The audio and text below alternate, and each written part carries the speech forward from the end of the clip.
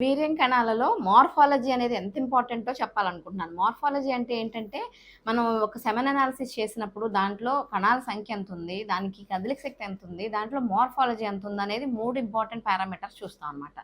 So, మార్ఫాలజీలో ఏం చూస్తాము అంటే, ఆకారం ఎలా ఉంది, దానికి వీర్యం కణానికి తల, మిడ్ పీసు, టెయిల్ 3 భాగాలుంటాయి. హెడ్‌లో ఏముంటుంది అంటే డీఎన్ఏ జెనెటిక్ మెటీరియల్. సో భర్త యొక్క జెనెటిక్ మెటీరియల్ బేబీకి ట్రాన్స్ఫర్ అయ్యేదంతా హెడ్‌లోనే ఉంటుందన్నమాట. చాలా ఇంపార్టెంట్. సెకండ్ మిడ్ పీస్‌లో ఏముంటుందంటే మైటోకాండ్రియా ఉంటుంది. మైటోకాండ్రియా అంటే పవర్ హౌస్. ఆ సెల్‌కి పవర్ ఇచ్చేదంతా మైటోకాండ్రియా అనమాట.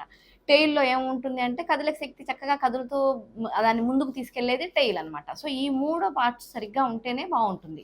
ఈ మూడిట్లో ఒకసారి కొన్ని 2 హెడ్‌లున్నాయో, 2 టెయిల్స్ ఉన్నాయో వీర్యం కణాలు ఉంటాయి.